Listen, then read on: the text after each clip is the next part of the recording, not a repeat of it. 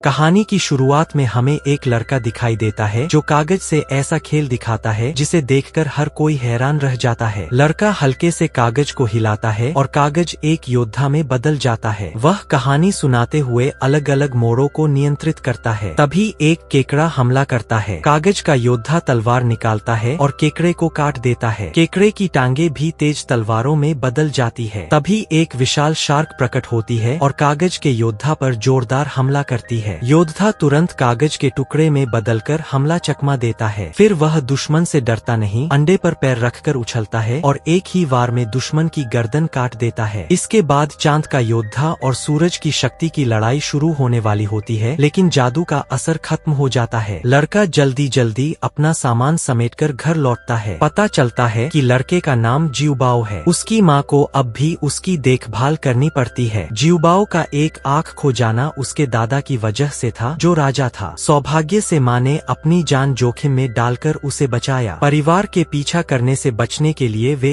एक गुफा में छिप गए। माँ जिउबाओ को हमेशा अजीब अजीब कहानियाँ सुनाती रहती है और जिउबाओ उन्हीं कहानियों के सहारे जीवन चलाता है। उसे वीरों की कहानियाँ पसंद है, लेकिन जब कहानी अहम मोड़ पर आती है माँ रुक जाती है। शायद वह बच्चे के सवाल सहन नहीं कर पाती। आखिरकार वह सच बता देती है कि परिवार की रक्षा के लिए उसने यह सब किया था। जिसने उसे नुकसान पहुंचाया वह जिउबाओ का दादा ही था। माँ हमेशा चेतावनी देती है कि सूरज ढलने से पहले घर लौट आना, वरना दूसरी आँख भी चली जाएगी। एक दिन लोग दीप लेकर अपनों की याद में जाते हैं। जिउबाओ भी कागज से दीप बनाकर अपने पिता की कब्र पर जाता है, यह सोचकर कि शायद इस तरह पिता से मिल पाए। लेकिन अंधेरा होने तक उसे कोई जवाब नहीं मिलता। वह दीप को हवा में उछालता है। अचानक तेज हवा चलती है और सारे दीप बुझ जाते हैं। दो औरतें आती है जो जिउबाओ की मौसिया होती है। राजा के आदेश पर वे उसकी दूसरी आँख लेने आती है। जिउबाओ भागता है। एक लड़की चुड़ैल में बदल जाती है। उसे लगता है कि अब वह सुरक्षित है, लेकिन काली चुड़ैल हमला कर देती है। पूरा गांव तबाही में घिर जाता है और जिउबाओ जमीन पर गिर पड़ता है। कुछ समय बाद जिउबाओ को एक बर्फीला बंदर बचा लेता है। वह बंदर अजीब बोली में बात करता है, जिससे जिउबाओ डरकर भाग जाता है। बंदर बताता है कि दुश्मन आ रहे हैं। वे एक खास तरीके से छिपे हुए हैं। माँ के बालों से बना कंगन जिउबाओ को दिया गया था, जो आगे काम आने वाला था। सुबह जिउबाओ फिर जागता है। वह पिता को पुकारता है और अनजाने में एक नाचती हुई आकृति मोड़ देता है। वह खुद ब खुद गुफा की ओर चलने लगती है और दिशा दिखाती है। जिउबाओ को लगता है कि यह उसके रास्ते का संकेत है। वह और बंदर उस दिशा में जाने का फैसला करते हैं। जिउबाओ की शक्तियाँ बढ़ती जाती है, लेकिन बंदर उसे सावधान करता है कि ज्यादा शक्ति ज्यादा खतरा भी लाती है। रास्ते में जिउबाओ अचानक गायब हो जाता है। बंदर उसे ढूंढता है और देखता है कि वह खतरे में है। वह एक हड्डी फेंकता है, लेकिन जिउबाओ उसे रोक देता है। पता चलता है कि वह कीड़ा भी एक योद्धा है जो नकली रूप में है। वे एक गुफा में पहुंचते हैं जहां 3 जादुई हथियार होते हैं। जैसे ही तलवार निकाली जाती है, जाल सक्रिय हो जाता है। एक विशाल हाथ उड़ता है और सब कुछ नष्ट करने लगता है। एक बड़ा खोपड़ी राक्षस प्रकट होता है। असली तलवार कहीं और छिपी होती है। जिउबाओ ध्यान भटकाकर सही मौका देता है और आखिरकार तलवार मिल जाती है। गुफा ढहने लगती है। कीड़ा योद्धा सभी को बचाकर बाहर निकालता है। आगे का रास्ता समुद्र से होता है। जादुई खजाने नाव बना देते हैं और सफर शुरू होता है। रास्ते में जिउबाओ मछली पकड़ना भी सीखता है। अचानक तूफान आता है। विशाल लहरें उठती है। सब समुद्र में कूदते हैं। तभी पता चलता है कि पीछा करने वाली औरत जिउबाओ की मौसी ही थी। लड़ाई के दौरान जिउबाओ पानी के नीचे दूसरा जादुई खजाना खोज लेता है। वह अंदर जाता है और सुनहरी रोशनी में एक विशाल आँख जैसी चीज देखता है। कई राक्षस उस पर हमला करते हैं और उसकी आत्मा डगमगाने लगती है। सौभाग्य से वह बच निकलता है। आखिरकार जिउबाओ की यादें पूरी तरह लौट आती है। वह राक्षसी झंडा उठाकर पूरी ताकत से हमला करता है। मौसी हार जाती है। अब सिर्फ टूटे हथियार और दुख बाकी रह जाता है। संकेत उसे गांव की ओर ले जाता है। वह अपने पिता के धनुष और माँ के बालों से एक वादे बनाता है। पंख निकलते हैं और वह उड़कर गांव पहुंचता है। तीसरा जादुई खजाना आखिरकार मिल जाता है। तभी एक बूढ़ा आदमी सामने आता है। वह उसका दादा चंद्र राजा होता है। वह जिउबाओ से कहता है कि दया छोड़कर राजा बन जाओ। जिउबाओ मना कर देता है। चंद्र राजा क्रोध में राक्षस बन जाता है। भयानक लड़ाई होती है। जिउबाओ अपने माता पिता की यादों को संगीत में बदल देता है। वादे की धुन से मरे हुए लोग और गांव वाले प्रकट हो जाते हैं। सब मिलकर एक सुरक्षा घेरा बना लेते हैं। राक्षस का हर हमला बेकार हो जाता है। आखिरकार राक्षस खत्म हो जाता है। दादा फिर से सामान्य हो जाता है, लेकिन उसकी यादें चली जाती है। गांव वाले उसे माफ कर देते हैं क्योंकि वह कभी एक अच्छा इंसान था। जिउबाओ घायलों को साथ लेकर आगे बढ़ता है, इस उम्मीद में कि वे किसी और दुनिया में शांति पा सकें।